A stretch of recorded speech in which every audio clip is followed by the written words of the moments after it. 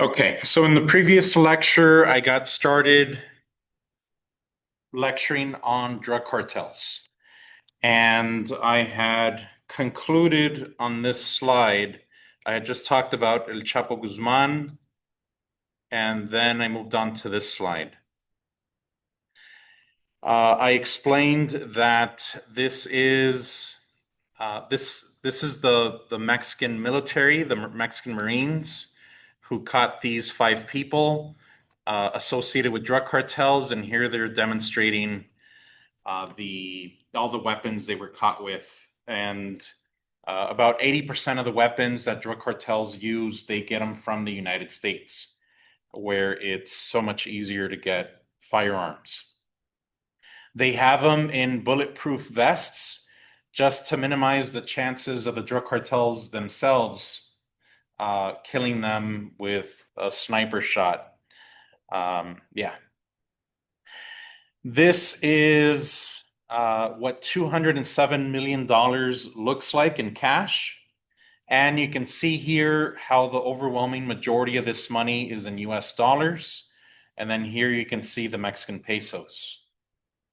And so, their primary place to make money with the drug trafficking is in the United States. Yes. Do you think part of it has to do with like tourism as well? I mean, I was just in Mexico for spring break, and like even the local shop owners, they would only offer like Coke and marijuana to like US tourists versus like European tourists and such too. Like I noticed like when me and my friends walk by, they'd be like, "Oh, Coke here," and then like this group of girls walk behind us. They like clearly look European, like in the white, sandals and such. Yeah. And like they just didn't even offer us that. They just offered the classic restaurant menus. Huh. Wow.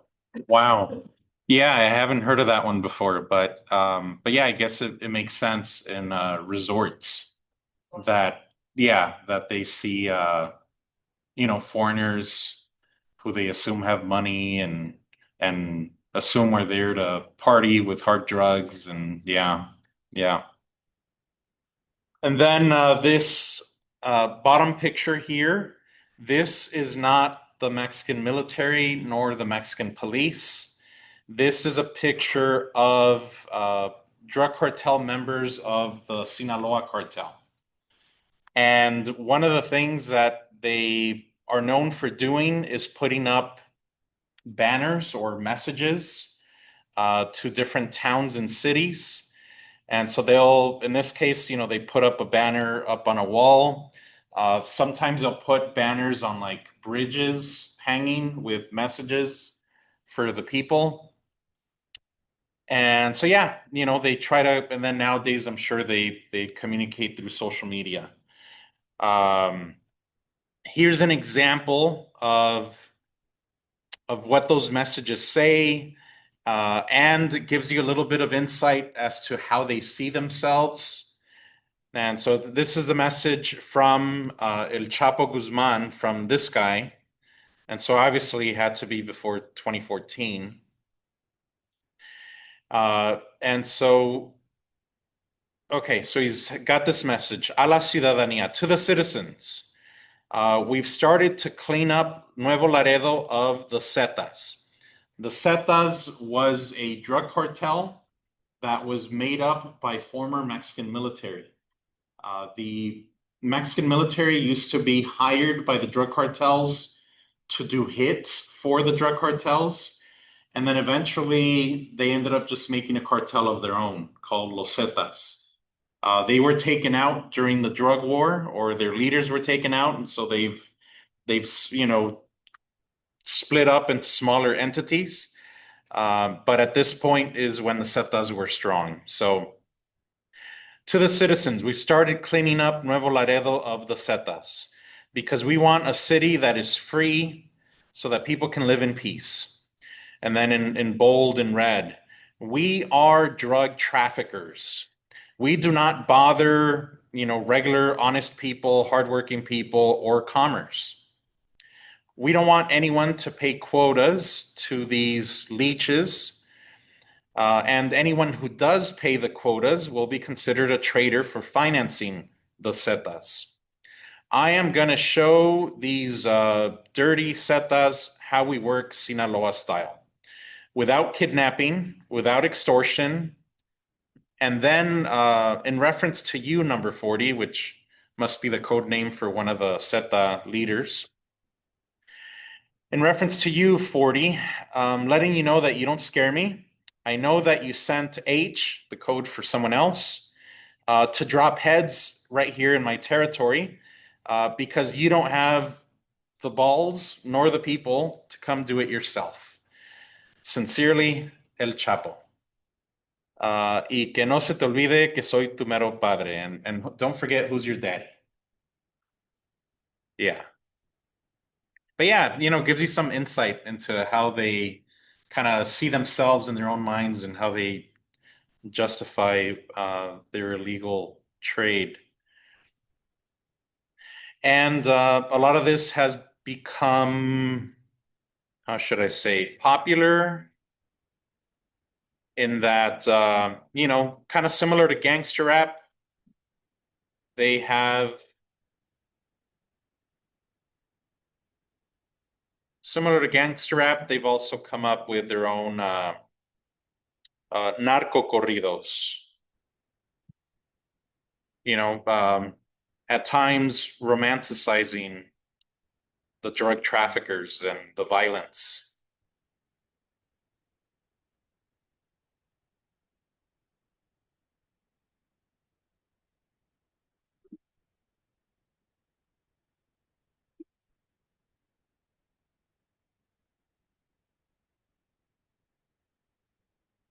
And then, more recently, there's also kind of like a trap corridos, kind of a little bit more of a US street gang member style. And so it's, a mix, like a more modernized mix.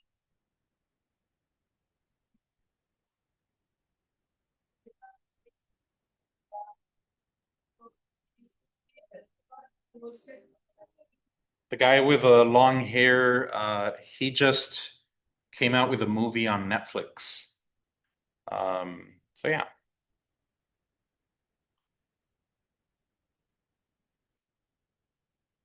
Um,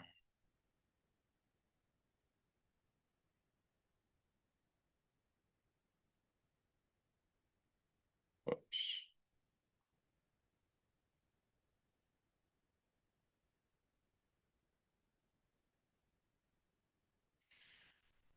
All right.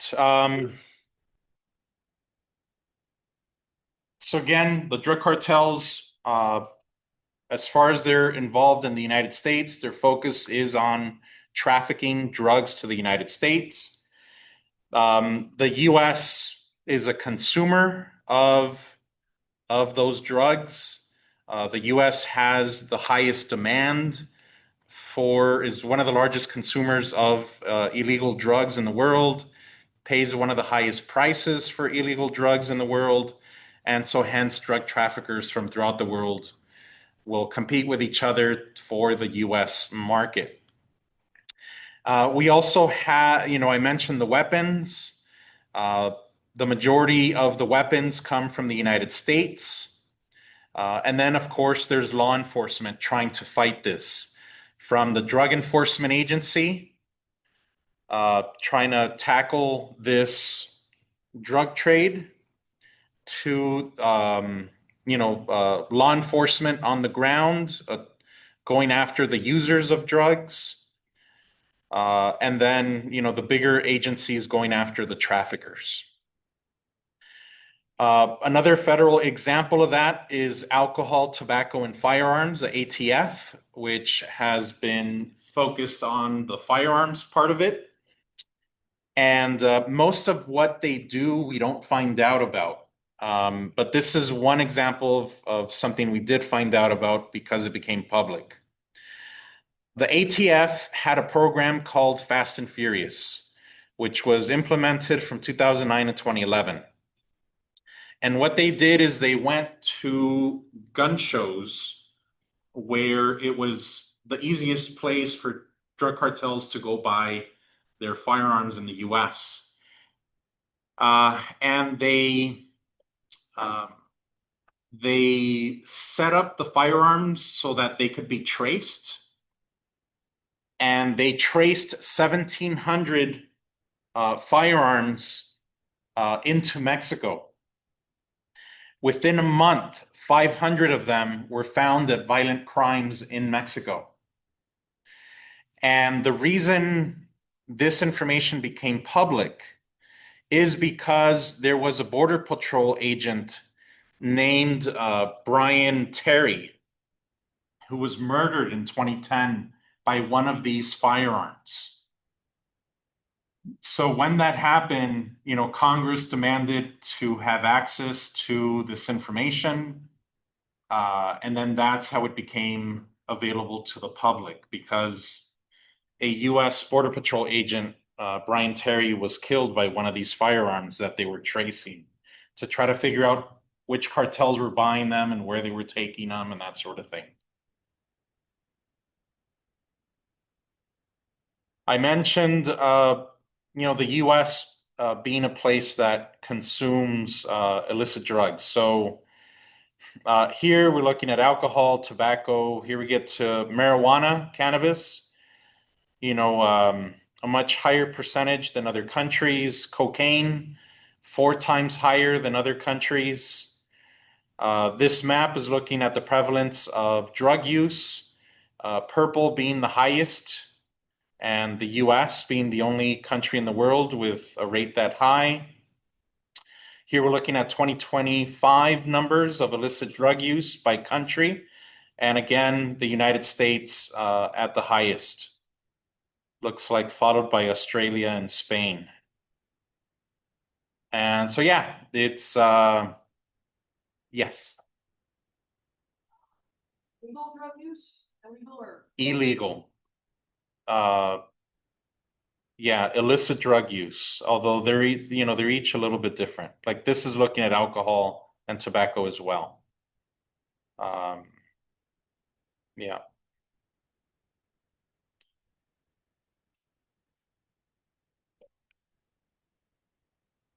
The size of the US illegal drug industry has been growing.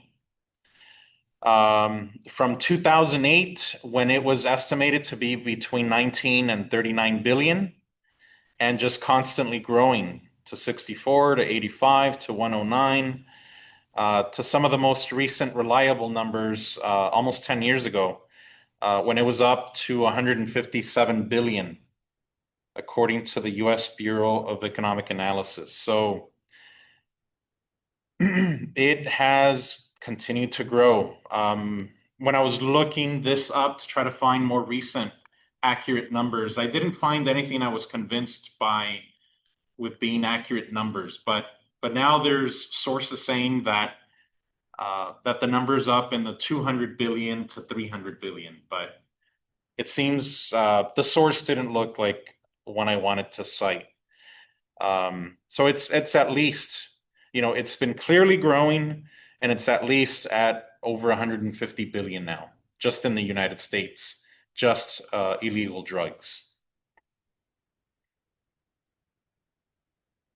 What drugs do people use in the United States? So marijuana, the biggest one, followed by cocaine, LSD, ecstasy, meth, and heroin.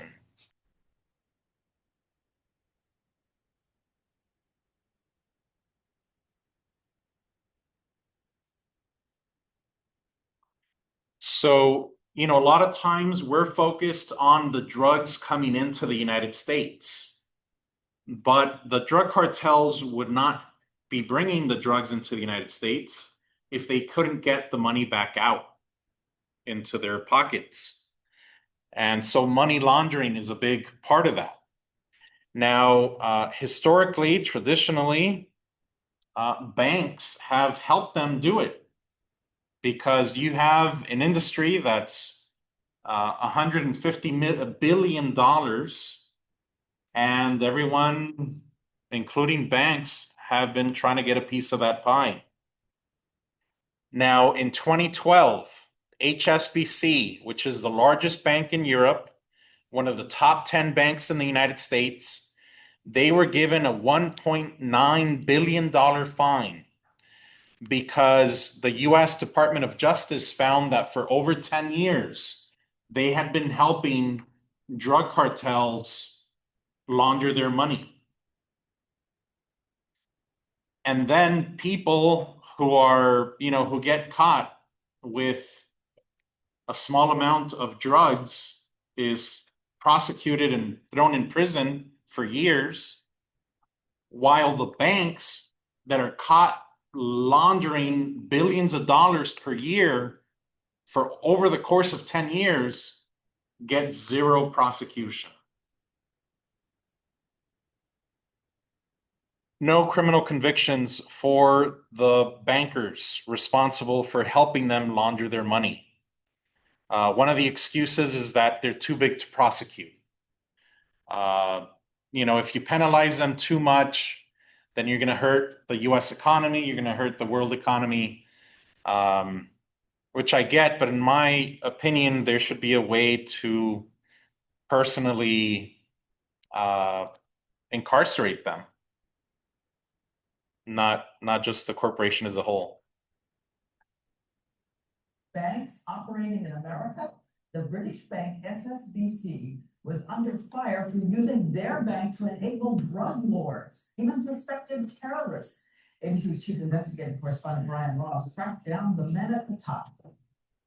It is one of the world's best-known banks, and it is commercial. HSBC boasts being the bank of choice for everyone.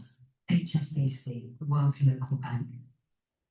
According to today's Senate report, among those who have made it their bank of choice are the ruthless leaders of Mexican drug cartels, suspected Al-Qaeda moneymen, and the Iranian government trying to get around U.S. embargoes.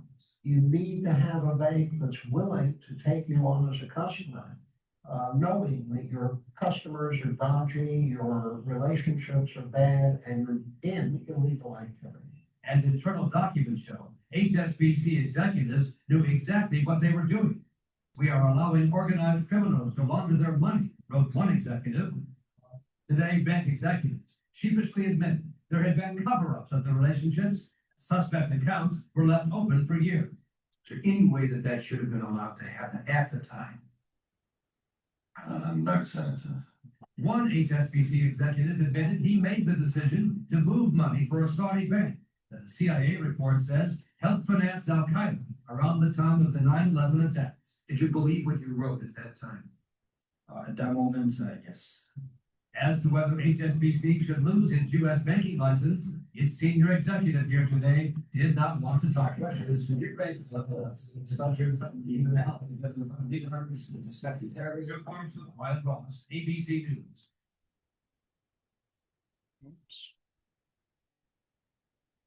So yeah, and that's not an isolated incident. Another big bank that was caught was Wachovia Bank in 2010. They were caught having laundered $380 billion for drug cartels, and their penalty was $160 million. And again, no prosecutions for the people doing this. And so, we're prosecuting the people with small amounts, and we're not prosecuting the people responsible for making the whole drug cartels function with money. And then there's lots of smaller banks that aren't scrutinized as heavily as the big ones. And they are always trying to stay on top of things. They're always trying to stay a step ahead of the government. At one point, they were using what they refer to as stored value cards. We know them as gift cards. If you ever travel abroad, there's you're given a customs form that says if you have more than $10,000, you need in the form of checks or cash or traveler's checks or whatever to disclose it. Well, it turns out gift cards weren't included on that list, so they could just legally put a ton of money on gift cards and just take them across the border. And then cryptocurrency.